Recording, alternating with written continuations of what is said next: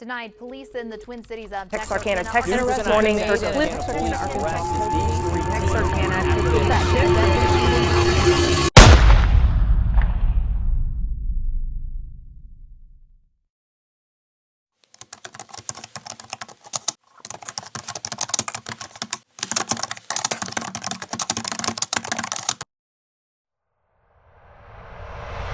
Texarkana is a city split down the middle.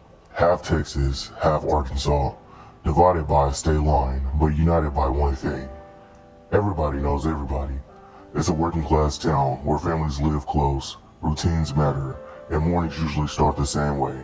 Coffee brewing, doors closing, kids headed to school and parents going to work. One morning in 2009, Delsondero Shawn Hall's son left their Texarkana home for school. Just another normal day. There were no signs of a struggle, no alarms, no reason to believe that inside the house something was terribly wrong. It wouldn't be until later that morning, after the house sat quiet, that the unthinkable was discovered. Police would be called to Shawn's residence after a group of friends who came over failed to get in contact with him and noticed broken glass at the patio window. The man who was supposed to wake up that morning as a father, a resident, and a member of this community, was already gone. Delsondero would then be found deceased in his bedroom with a single gunshot wound to the head.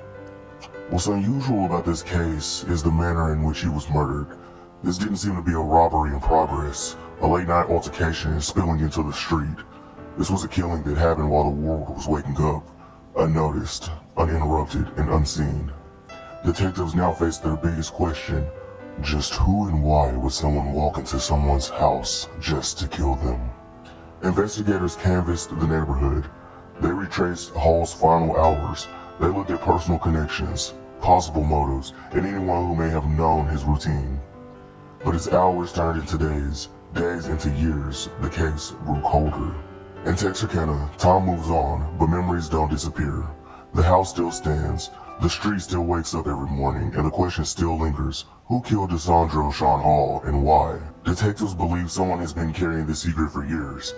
A conversation overheard, a confession whispered, a detail dismissed as unimportant. And after all this time, justice may still be one phone call away.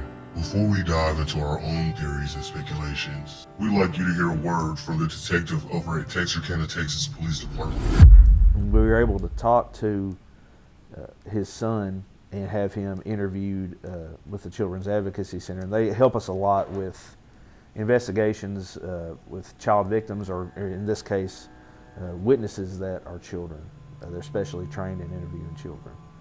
And through that interview, we learned that on the night before, the son and Mr. Hall attended a gathering at a friend's house where they watched a ball game. And then they returned home.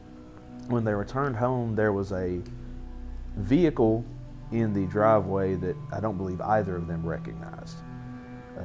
He said that vehicle had a distinct paint job. He described it as being red with blue on the top, or maroon with blue on the top and bottom.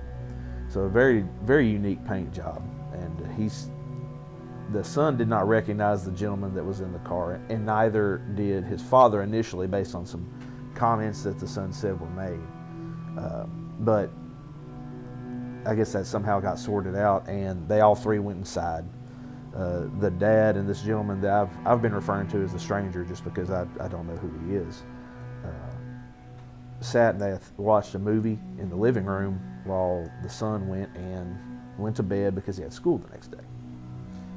The next morning, the son woke up, got himself ready, and went to school. He said that this wasn't unusual for him to get himself ready and go catch the bus, because it would happen often that way, that he wouldn't run into his father in the morning. He didn't notice anything unusual when he left that morning, based on his interview at the Children's Advocacy Center, and he didn't recall seeing the broken glass on the carport door. And so, after that, there was obviously a great effort to locate this vehicle and identify who the stranger might be. We were able to find several vehicles that were similar, had similar paint jobs, but none of those we haven't been able to definitively say that those are the vehicle that was there. I want to say he said that he was mostly a slim-built black male with short hair. He guessed that he was about his father's age, and I think he said that he at one point scratched his stomach or rubbed his stomach, and I think he said he had hair on his stomach. Not a very descriptive, but he was very young at the time, so he's giving us what he can. Sure. The stranger, there's a very good chance that he's the last person to see Mr. Hall alive, and that's not to say that he is the one responsible for what happened, because he very well may not be. But at the same time, he could give us some idea of what was going on that night. Maybe Mr. Hall mentioned something that he had to do tomorrow, somebody that was coming over in the morning, anything, or perhaps somebody arrived after Mr. Hall's son went to bed. He could very well hold the key to solving this. There were some kind of strange things as far as that he was in his bed. You know, he appeared to be just at rest. He was wearing clothes like he would sleep in. It almost would just seem as if somebody got him in his sleep. So, and that's strange when coupled with the broken glass, because you would think that he might have heard the glass, or perhaps his dog would have and started barking. But some things like about that are kind of mysteries still. From what his son said, his father had a handgun, and we did not locate that. We also did not locate, I believe he was supposed to have 3 phones, but we only found 2. So there are some things that are missing, and it's not clear if those are missing as a result of this incident, or if he might have just got rid of the phone or sold the gun. Those things are unclear. We don't have a tremendous amount of DNA evidence. We have submitted some things that just appeared to be out of place in the residence. So we've submitted those for testing, and that's been done since I took over the case. We also do have the capability to examine shell casings and enter them into a system that compares them with other like shell casings found.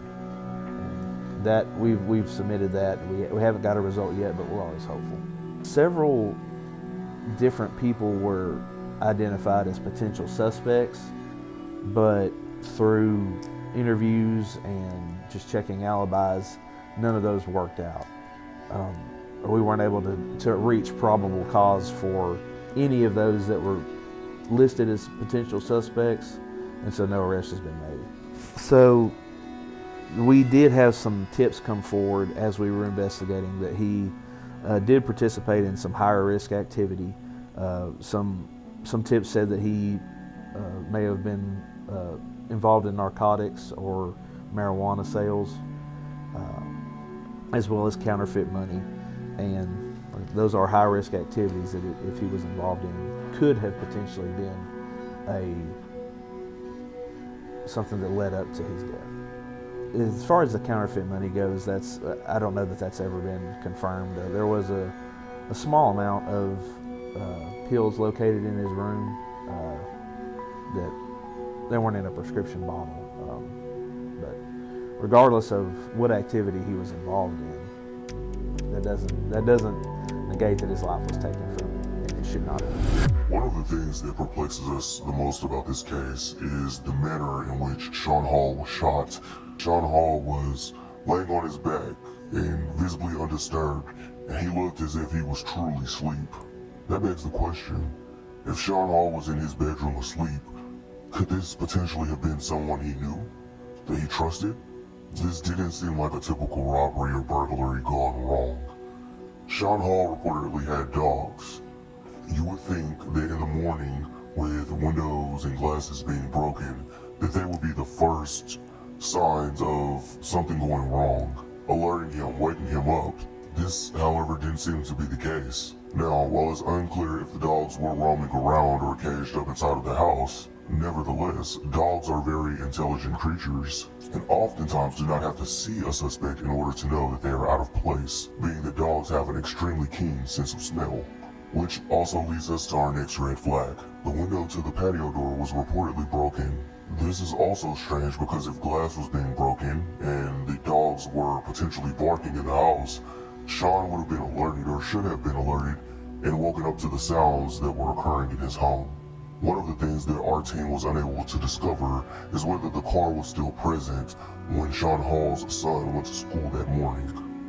Another thing that baffles us is we were unable to find any news records that this case was displayed to the public back in 2009. Nevertheless, this case still needs to be solved today, and the local police department is urging someone to come forward from the shadows. If you have any information on Delsondero Shawn Hall, please feel free to reach out to this channel for anonymous coverage or the Texarkana Police Department. As time goes by, things get quiet, but no one forgets, and everyone is still wondering what happened to Delsondero Shawn Hall.